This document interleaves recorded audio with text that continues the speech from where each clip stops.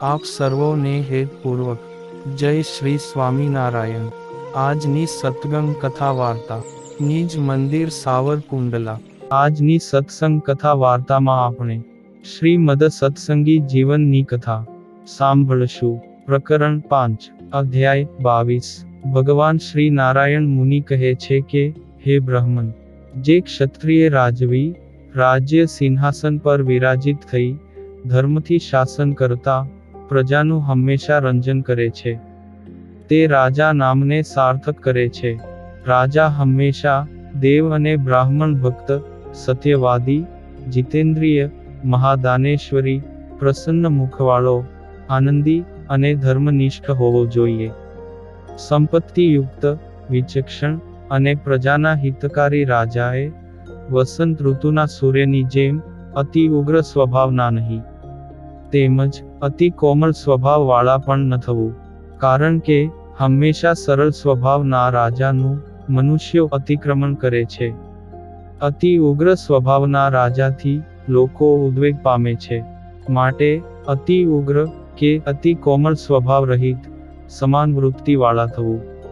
તેમજ રાજાએ ઉપકાર કે અપકાર દ્વારા, પ્રત્યક્ષ પ્રમાણથી તથા નેત્રના કે વાણીના વિકારાદિક દ્વારા, અનુમાન પ્રમાણથી તથા અન્યત્ર કામ કરવાનું દેખાડીને તે કામ કેવી રીતે કરે છે તેના ઉપમાન પ્રમાણથી અને સામુદ્રિક શાસ્ત્રમાં કહેલા લક્ષણો રૂપ શબ્દ પ્રમાણથી, આમ 4 પ્રકારના લક્ષણો દ્વારા પોતાના અને પારકા મનુષ્યો કોણ છે એવી હંમેશા પરીક્ષા કરતા રહેવું। હવે રાજાએ ત્યાગ કરવા યોગ્ય 18 પ્રકારના વ્યસનો કહું છું। રાજાએ મૃગયા, દ્યુતક્રીડા, દિવસે નિદ્રા, પરની નિંદા, બંને પ્રકારના મદ એટલે અભિમાન તથા દારૂપાન, સ્ત્રીની લોલુપતા, ગીત, નૃત્ય, વાજિંત્ર, સુરાપાન, ચાડી ચુગલીનો સ્વભાવ, દ્રોહ, અવિચારી સાહસ, વાણીની તથા દંડની કઠોરતા, ઈર્ષ્યા, અસૂયા અને પોતાના કે પારકા અર્થતંત્રને ભાંગવાની ક્રિયા। આ 18 પ્રકારના વ્યસનોને પોતાનો સ્વાર્થ ઈચ્છતા રાજાએ અવશ્ય છોડી દેવા।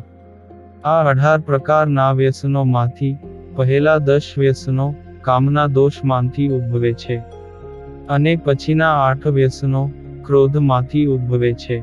કામ અને ક્રોધ, આ બંને દુર્ગુણો જીવને નરકમાં નાખનારા છે।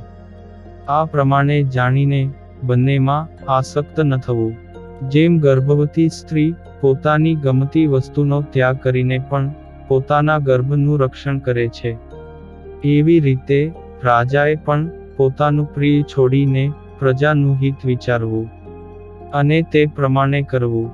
રાજાએ પોતાના સેવકજનોની સાથે અતિ હાસ્ય વિનોદ ન કરવો, કારણ કે અતિશય પરિચય થવાથી તે સેવકો રાજાની મર્યાદાનું ઉલ્લંઘન કરતા થાય છે, અને પોતાના સ્થાનમાં પણ સ્થિર રહેતા નથી, તથા જ્યાં ત્યાં ક્રોધ કરવો, ઊંચે સાદે બોલવું, રાજાએ સોંપેલા કાર્યમાં શંકા કુશંકા કરીને તકરે કરે છે, અને રાજાનું વચન ઉલ્લંઘી સ્વેચ્છા પ્રમાણે વર્તે છે।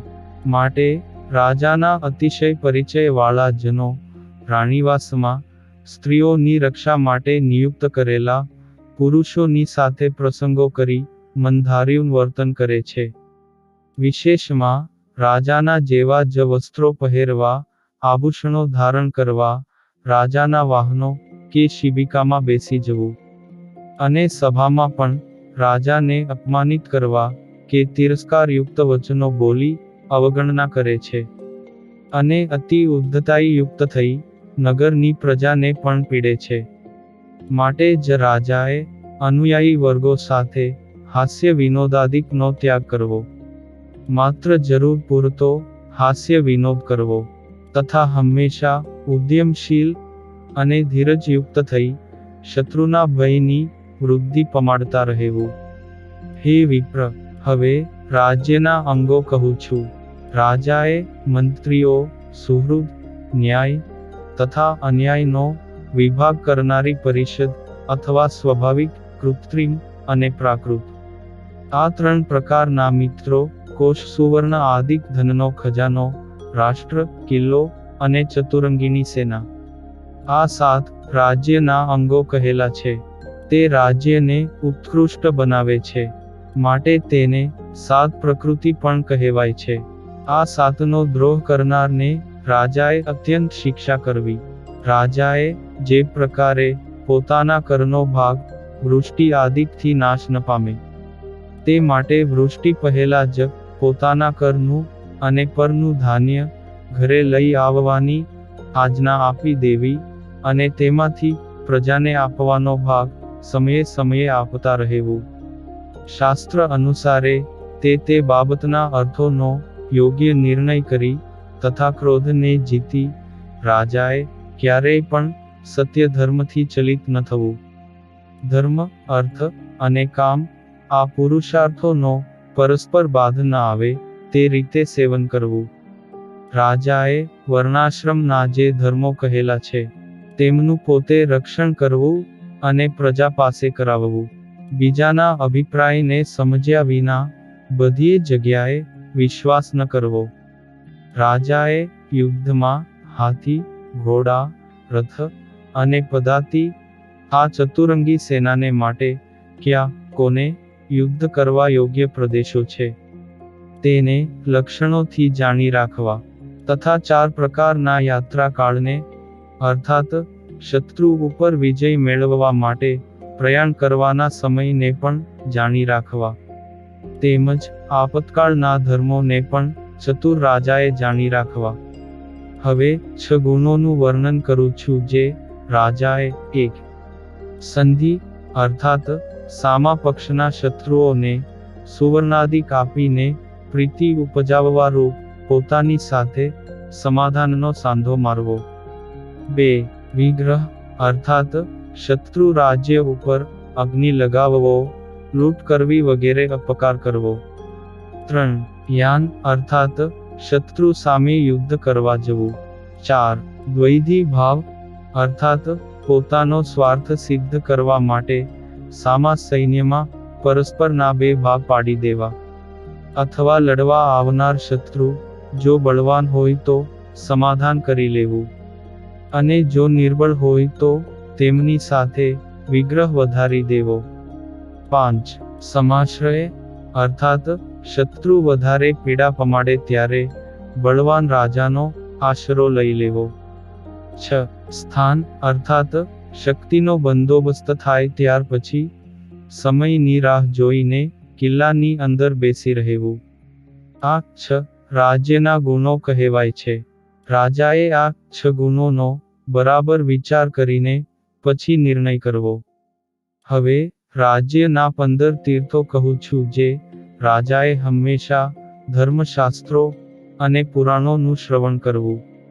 પોતાના પક્ષના કે પર પક્ષના તીર્થોમાં ગુપ્તચરો મોકલવા. પ્રત્યેક તીર્થમાં 3 ગુપ્તચરો મોકલવા. તે ત્રણેય પણ પરસ્પર કોઈ જાણે નહીં તેનું પણ રાજાએ ધ્યાન રાખવું. હે વિપ્ર, તે 15 તીર્થો ક્યાં તે હવે કહું છું. તેમાં સેનાપતિ, દ્વારપાળ, સૈનિક, માર્ગનો ઉપદેષ્ટા, રાણીવાસનો અધિપતિ, બંદીખાનાનો અધિકારી, રાજ્યમાં કાર્યનું નિર્માણ કરાવી લોકોને તેનું વેતન ચૂકવનારો, રાજ્યના કૃત્ય અને અકૃત્યના અર્થોની વાત રાજાની આજ્ઞાથી તે વાત કરવા યોગ્યને પહોંચાડનારો વક્તા, કોષાધ્યક્ષ, ધર્માધ્યક્ષ, સભાધ્યક્ષ, દંડપાલ, રાષ્ટ્રપાલ, દુર્ગપાલ અને વનપાલ. આ 15 તીર્થો કહેલ છે. બુદ્ધિમાન રાજાએ સર્વે સ્થાનોનું શત્રુ રાજાના ગુપ્તચરોથી રક્ષણ કરવું. તેમજ પોતાના ગુપ્તચરોનું પણ સામેના ગુપ્તચરો થકી રક્ષણ કરવું. નહીં તો પોતાના ગુપ્તચરોની શત્રુમાં ખબર પડી જાય તો મહા અનર્થ થાય છે. રાજાએ સામેવાળા પક્ષમાં મંત્રી, યુવરાજ અને પુરોહિત સહિત 15 તીર્થોમાં ગૂઢ રીતે ગુપ્તચરો નિયુક્ત કરવા. રાજાએ મંત્રી, રાષ્ટ્ર, કિલ્લો, ખજાનો અને દંડ અર્થાત સૈન્ય આ પ્રકૃતિ પંચકને પોતાના પક્ષમાં અને સામાના પક્ષમાં પણ જાણી રાખવા.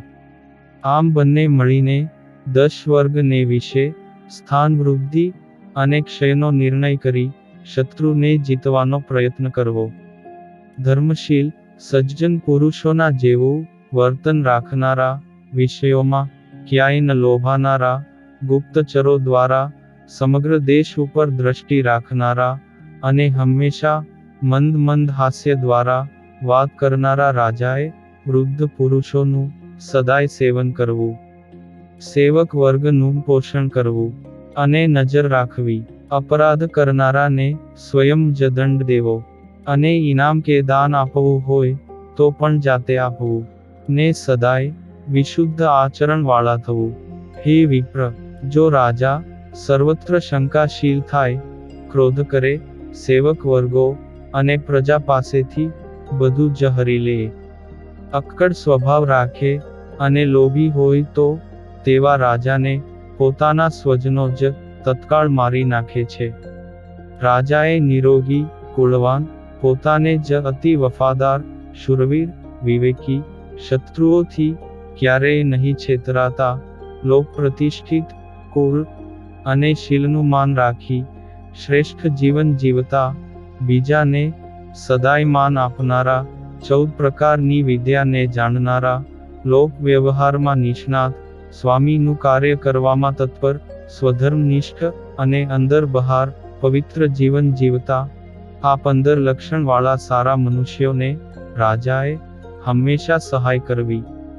વળી તે રાજાએ ભોગ અને વૈભવમાં તો સહાયક લોકોની જેવો સરખો જ પોતાનો વ્યવહાર રાખવો, પરંતુ છત્ર અને આજ્ઞા આપવાની બાબતમાં તે સહાયક જનોથી અધિક વર્તવું. જે રાજા પ્રત્યક્ષ કે પરોક્ષ રીતે પણ પોતાના સહાયક લોકોની સમાન જ જીવન ચલાવે તે રાજા ક્યારેય પણ ખેદ પામતો નથી.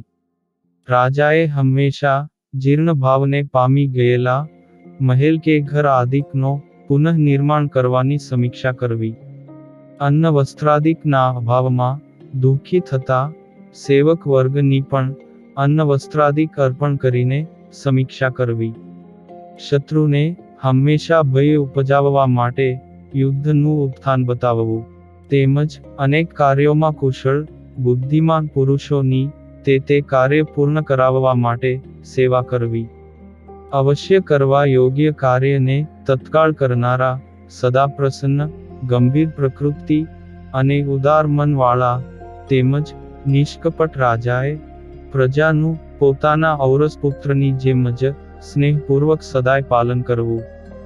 જે રાજાના રાજ્યમાં તેમની પ્રજાનો વૈભવ ગુપ્ત ન હોય, પ્રજા હંમેશા પ્રસન્ન રહેતી હોય, ચોર આદિકના દુઃખથી કે રાજકીય જનોના દુઃખથી કે તેમના ભયથી રહિત હોય, અને પોતાના ધર્મમાં દ્રઢ વર્તતી હોય, તે જ રાજા રાજ્ય શાસન કરવાને યોગ્ય કહ્યા છે. કારણ કે પ્રજાનું રક્ષણ કરવું એ જ રાજાનો પરમ ધર્મ છે. રાજા યથાર્થપણે પ્રજાનું રક્ષણ કરે, તેનાથી પ્રજાએ કરેલા પુણ્યનો ચોથો ભાગ રાજાને પ્રાપ્ત થાય છે. હે વિપ્ર, પૂર્વે પૃથ્વી ઉપર ધર્મનો નાશ થઈ જવાથી પ્રજાના પાલનમાં રહેલા વિષ્ણુ ભગવાને રાજાઓનું નિર્માણ કરેલું છે. તેથી રાજાઓએ ધર્મ પાલન કરવું ને કરાવવું. રાજાએ અધર્મીઓને દંડ આપવો, ચોરોને પકડીને મારવા અને પોતાની પ્રજાને પણ ભય દેખાડીને ધર્મ માર્ગમાં વર્તાવવી.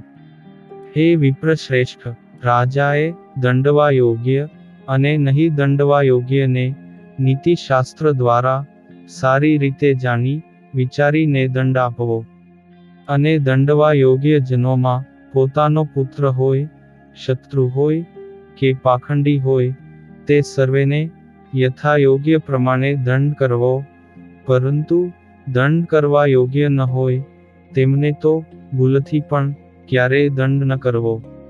આવી રીતે રાજ્યના અંગો અને ધર્મને કહ્યા. ઇતિ શ્રીમદ સત્સંગી જીવને નારાયણ ચરિત્રે ધર્મશાસ્ત્રે પંચમ પ્રકરણે ધર્મનો ઉપદેશ કરતા ભગવાન શ્રી હરિએ કહેલા રાજાઓના ધર્મોના નિરૂપણ નામે 22મો અધ્યાય સંપૂર્ણ. અને હવે પછીની કથા વાર્તા આપણે આગળના ભાગમાં સાંભળશું. અત્યારે આપ સર્વોને ભાવથી જય શ્રી સ્વામિનારાયણ.